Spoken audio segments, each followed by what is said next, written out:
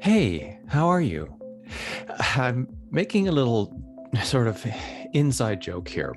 If you're listening to this on the podcast, I have been recording, I guess, my last 6 or 7 shows, both as audio and video. And there's something really different about recording a video for what has been up to this point about 200 episodes that I just did without having to look at myself. And before I get into what today's show is about, I just wanted to reflect on that for a hot minute. There is a feeling that it's almost speaking to you even more directly when I'm observing myself in the video, which of course you're only going to notice if you're watching the video. It's just, I don't know, maybe this is just TMI, but it's a funny thing where I just want to start by saying, hey, how are you? And actually, I think that's a really good lead into what today's show is about. So I'm going to present to you what I consider 3 of my most important, although I think they're all important, 3 of my most important personal evolution processes to date. And because I've had 200 episodes of the podcast, and I've been doing this for over 3.5 years, and because I've been publishing these personal evolution processes for, I guess, close to almost a year now, if you're a new user, or if you don't listen to a new listener, if you don't listen to, or you've missed some episodes, you may have missed some really valuable insight from these different exercises. And you may want to go back and reuse some of them, or it just wasn't the right time. Maybe now there will be something in one of these processes that could be really helpful. So a little bit of a reflection on my process as a coach and what that means to you as the listener of the Think Queerly podcast. So when I say my process as a coach, there are a lot of people out there podcasting, writing articles, doing videos within the personal growth, personal development, self-mastery sphere. There's a lot of really great people. There are people that are doing highly technical, very deep thought work that you really have to think hard. And there are people that are all about like, rah, rah, rah, here's your mantra for the day, feel good. There's no right or wrong. There are some things that I kind of look at and go, oh, I don't know how far that's going to take you, but I have to back up and recognize that we're all at wherever we're at. Now, way back when I was first introduced to personal growth and personal development, affirmations were the big thing. And certainly an aspect of thinking positively, an aspect of reframing your own language is vital. If you're always saying, I'm a bad person, what's wrong with me? Well, then you're programming your mind to always be thinking what's wrong. But if you're catching yourself and thinking, what's wrong about this situation? What's difficult about this situation? And then moving into what's challenging, what's interesting, what can I learn about this situation? That opens up your cognitive ability to assess, to try and understand, is this something I'm feeling that's telling me I have to be aware of both my state of mind and my body in response to my environment? And what can I do about it so that I don't feel this way again? So I like to think that I'm somewhere in the middle towards a little bit more complicated in my model. So there might not be as many people that are following my work because it requires work to do these personal evolution processes. And oh my goodness, how many of you are clicking off right now? Oh my God, I have to do some work. Well, the proof is in the pudding, for lack of a better cliche. If you are if you are challenged about something going on in your life, I probably have a personal evolution process that could help you, or is kind of to the side, adjacent to what exactly the issue is.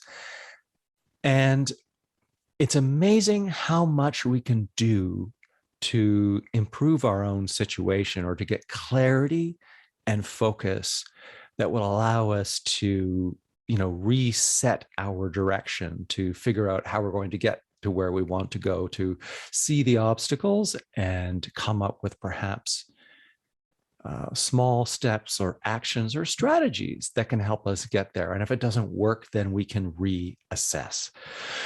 So without hopefully not making this episode too long, I want to take you through a few processes, just quickly a review, maybe one core highlight for each one of these things, so that you can decide if this would be something of use to you. Now, if you're watching on video, or if you want to watch on video, I'm doing a screen share of some of these articles, but I will be speaking about them in such a way that if you're not watching, if you're driving in your car or sitting somewhere in public transit, you can listen to this and you won't be missing. So I want to, and just to remind you, I'm going to, or just to let you know, I'm going to put links in the show notes for each of these processes so you can come back and check out them later. All right, let me get into it. So the first one is titled 4 Questions to Help You Let Go of What's Holding You Back. Now, I would say the insight that's built into this process about why you would want to do this process and what you will understand and glean, like think of it as like a 10,000 foot view. You'll be looking down after you've done this process and going, wow, this is what I learned about myself besides the on the ground level. Okay, here's the situation, the challenge, and here are the strategies I'm going to use to resolve it. So the insight is that most of us are overcommitted. I'm still overcommitted, even though I've done this process a couple of times, but I'm far more, how shall we say, focused on the things that I need to do to help me get to where I want to go. And that continual sharpening of my focus allows me to know that I'm on a direction and I'm on a path, and I have to maintain a duration on that path because of that focus to implement the various strategies and such along the way, which for me specifically is where I'm going with my business and the programs and the content that I will be releasing and concurrently developing along the way. So the insight, as I said, most of us are overcommitted.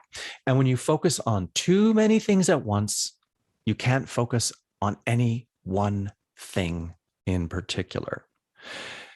Now, that's not to say it's only just one thing. It can mean one thing that has several things spiraling out from outside of it. So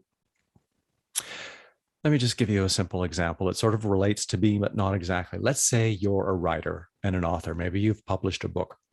Well, you may not have a public relations firm. You may have to do your own work to promote your book. So maybe you have a podcast where you're telling stories, or maybe your podcast, you have a writer's forum, and maybe you teach some writers and have like a writer's group, and maybe that's part of how you make income for you to be able to have the time to work on your book.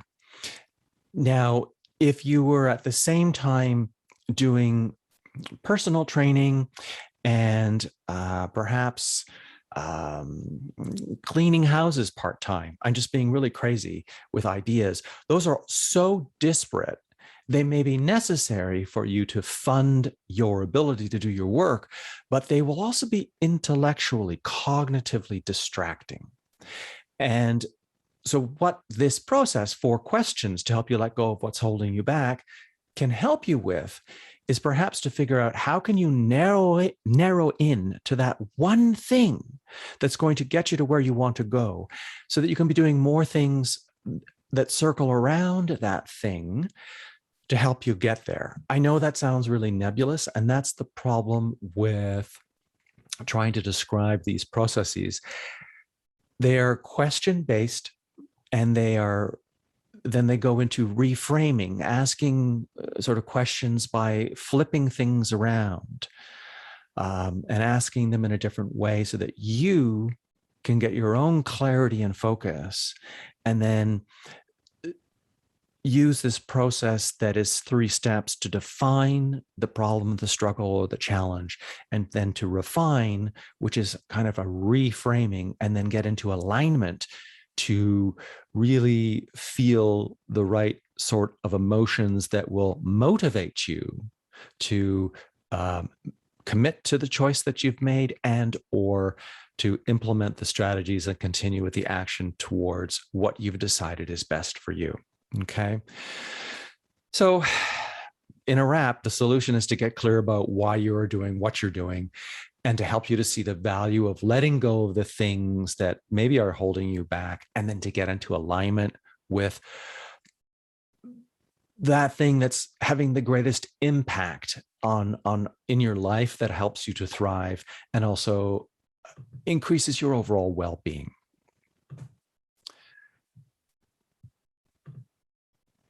So now I want to go into what to do when you can't figure out why you're not doing what you want. Okay. This is a personal evolution process to get unstuck and create a simple strategy to easily do what you want and you need to get done. Here's the thing. We're creatures of habit, right? And often, even though we know we're not doing what we want to be doing, we keep doing the thing that is comfortable, because we like homeostasis, which is just another word for we want comfort. We don't want too much change or upheaval in our lives, because our brains have evolved to be prediction and response machines. And I've said this term, prediction and response, many, many times from a neuroscience perspective. Prediction is that we look out into our world, in our office, in the world outside of us, in the clothes that we wear, in the reflection we see in the mirror, in the friends that we have, in our partners, in our family, and we expect a certain kind of prediction. Prediction can be as simple as when you get up every morning, and then the morning routine you have, when do you go to the bathroom, how many coffees or teas do you drink, when do you have your breakfast, when do you go to work, what is your work, running into people you know, and you know they're always going to ask you, how's it going? Or hey, bud, or bro. That's the prediction. And the response is how you show up in that moment, in that environment. And that makes life easy. Think of what I'm doing right now, recording a podcast. The computer is a prediction and response machine. It's doing all this stuff in the background, unbeknownst to me. I don't know how the hell it does this, but it's doing it. The same thing for us as human beings. Well, how the heck am I moving my mouth to say these words? How the heck are all these neurobiological processes going on in my body that provide the energy and the nutrients to my brain so I can think the thoughts and I can say the words, that I can read from my notes, that I can look into the screen, that I can remember to emote in a way that provides this content that engages you and is entertaining and maintains your interest. How do I do all these things? These are all the habits, the programming in the basal ganglia part of our brain that allow us to have prediction and response. That's what keeps us feeling safe and secure in the world, right? But when something isn't working, that's when something needs to change. Okay.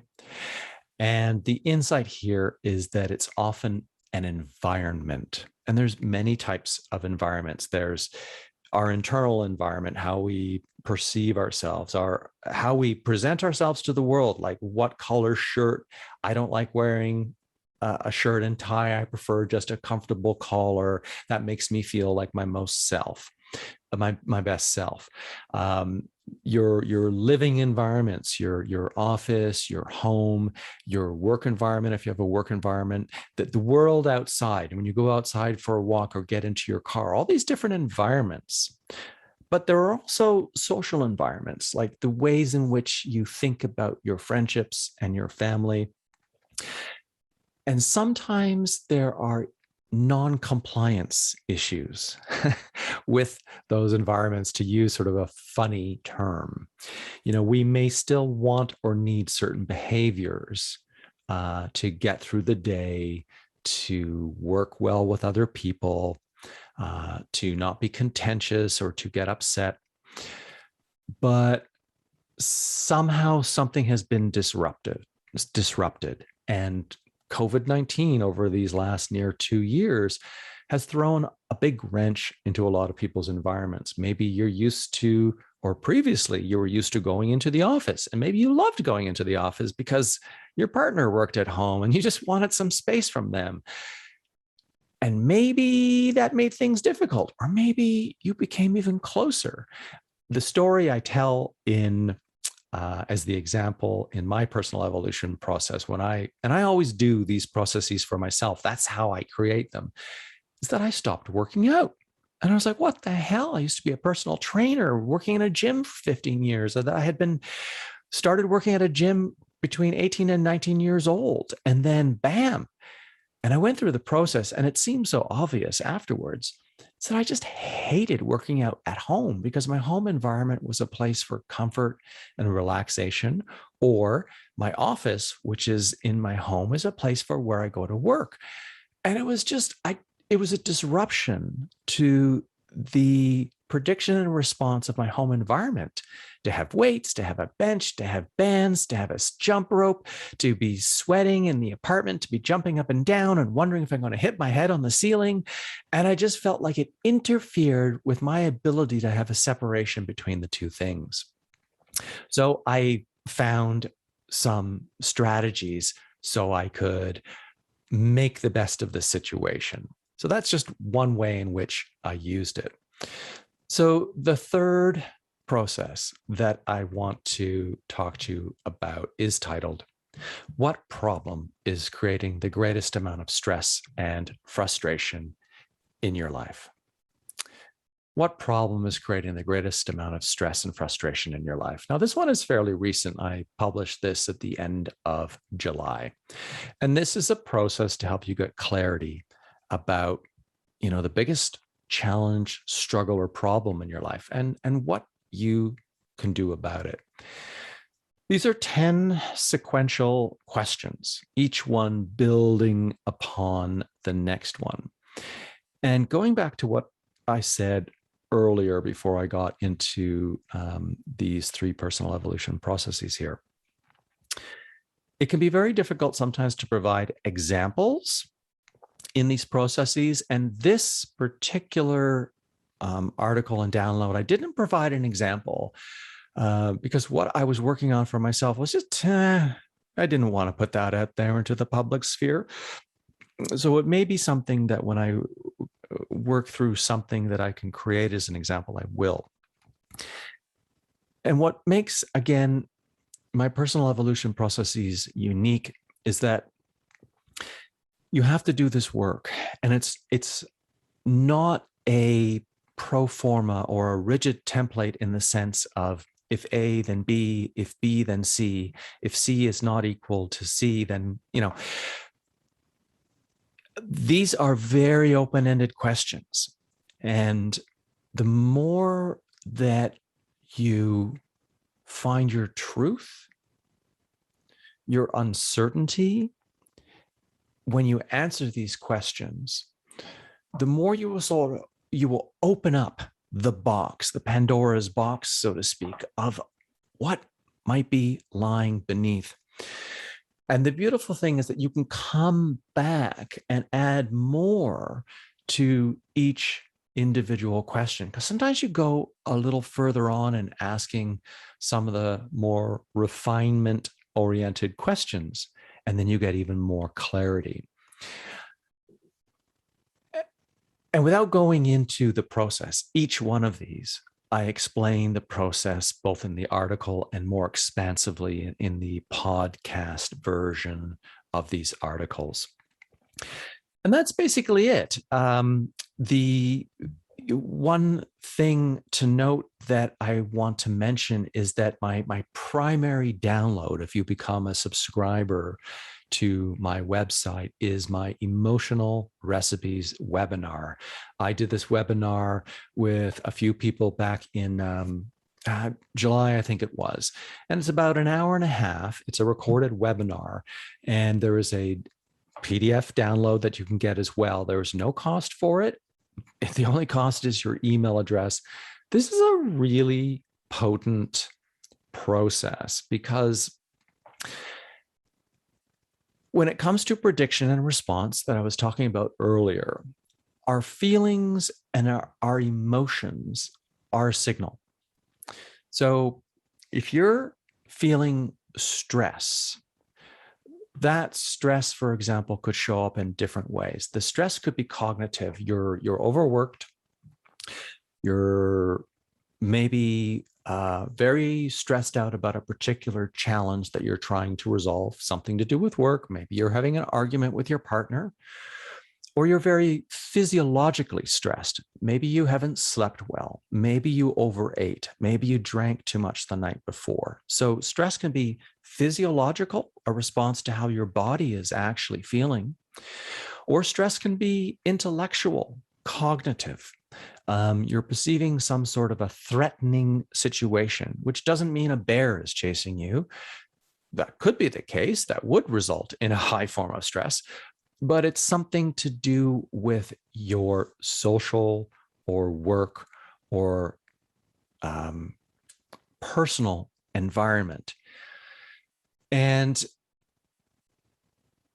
there's a lack of prediction in that moment, which means you don't know how to respond. And so when you use this particular process for emotional recipes, you can get a sense of if there are emotions, feelings that are always coming up, but you've never addressed them. Well, you can use this process to try and figure out, oh, why are these things coming up? And what can I do to address them? And I use the analogy in the webinar of like a pressure gauge that's in the normal healthy zone. It's usually the color is black on those pressure gauges, and then it goes into the yellow, like the warning zone. It's like, you got to be careful here. And you know how you can go from being a little bit annoyed to calming back down, or being a little bit annoyed and then one thing triggers you and you're like, bah! You've lost your cool, you lose your temper. Or if it is an anger, you go sad, depressed, and you get into a funk and you can't get out of it. That's the red zone. When you're in the yellow zone, if you are practiced in greater self-awareness and self-mastery, you will, if you catch yourself quick enough, have the tools to go, oh, this is what I need to do now to pull myself back and out of the yellow zone, of the warning zone. And these are the emotional recipes. So the recipe tells you what's happening, how I'm creating this lack of prediction that's putting me into the warning area. But the recipe also gives you the ingredients so that you can cook up the solution, so that you can bake the solutions. Like, okay. I mean, top of my head, it could be that you need to stop what you're doing and go out for a walk. You need to jump rope for 100 repetitions to like kind of physiologically release physical stress. Or it may mean that you need to recognize that if you're being bitchy in your language, that you need to think, I need to pull back and be responsible for how I'm communicating with this person. And I need to say, honestly, that I'm feeling stressed and I'm wondering if we can talk about this at another time, or how can we talk about this in a way that I'm not attacking you, or I don't feel like you're attacking me. Then you're creating safety. And with safety, just the way our minds work, then we bring ourselves back into our thinking brain, where we can manage and better assess what we're feeling and the emotions so that we can respond based on the predictions, what we're observing in the moment. Okay? So, one final thing before I go. Now, in my last podcast, what I presented to you was a new personal evolution process about how to make a choice when you're presented with two what seem like opposites. What are or how do you make a challenging choice? How do you decide between two things when there seems to be so much good reason for choosing one over the other? And that was a premium personal evolution process. So what I'm showing on the next screen here, and I'm going to walk through this for those of you that are listening, is a little bit more information about the Think Extra Queerly, Humane Thought Leadership and Self-Mastery in Practice private or premium podcast. This is my step up from Think Queerly. What I've recognized in these 3.5 years of podcasting and in this last year or so of getting much more focused on leadership, self-mastery, how to be more of a humane thought leader, and how we master our emotions and can show up in the world that best serves us so that we can actually have more of an impact and make a difference, is that it requires deep work. It requires self-awareness. It requires practicing personal growth strategies. And I've had some people say, I found that personal evolution process difficult. I wasn't quite sure how to do it. And that's to be expected. If I'm working with someone privately, in the moment when they're struggling, I'm there. I can ask some more questions. I can help if they're not sure what to do next with some suggestions. And then we can work through the process in the moment, whatever it is we're working on. So with Think Extra Queerly, this is a place where if you have a question, you can go into my Ask Me Anything area and pose that question, and I can type a response.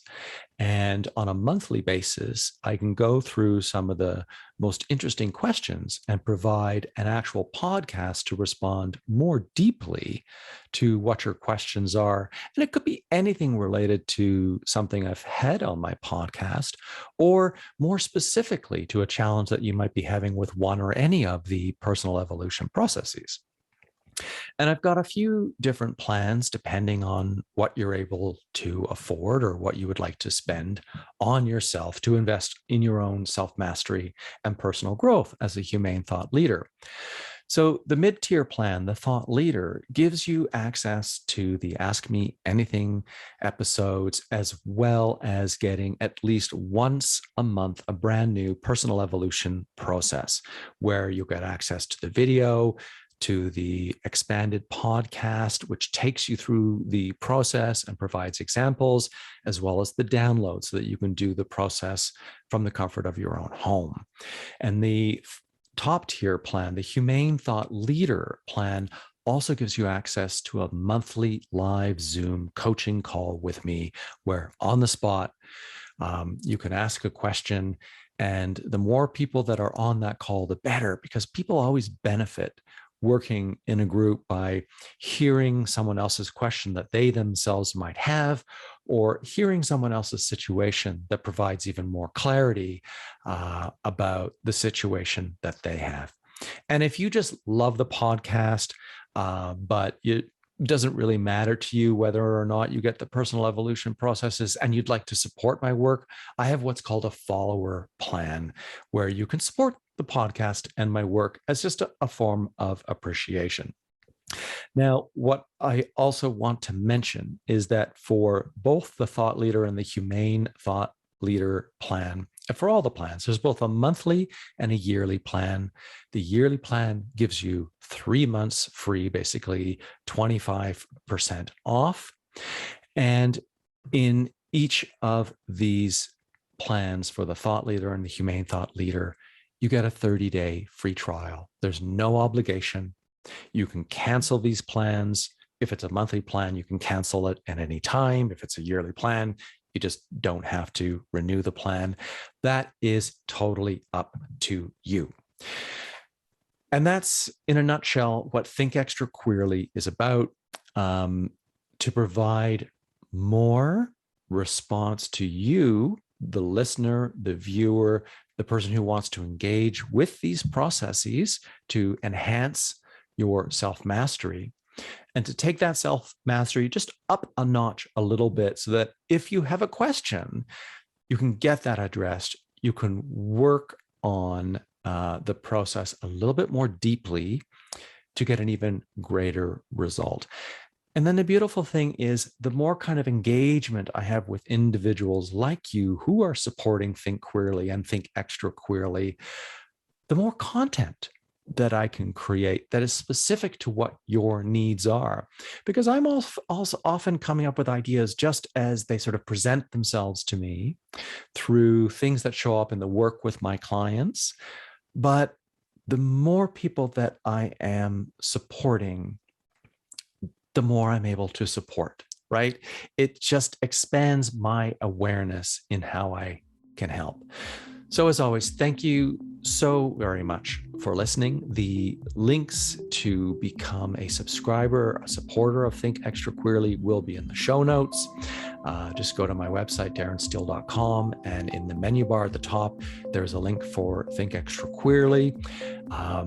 To get my weekly newsletter updates every Saturday morning, which is basically just telling you what the latest posts are, or if there's anything you should be in the loop about something that's coming up. Please subscribe there. That way you'll never miss a beat about what's going on with what I'm doing. As always, thank you for watching. Thank you so much for listening. And I look forward to speaking with you next time. And it would be great to meet some of my listeners on Zoom on the next Zoom coaching call for Think Extra Queerly. Okay, until next time, bye for now.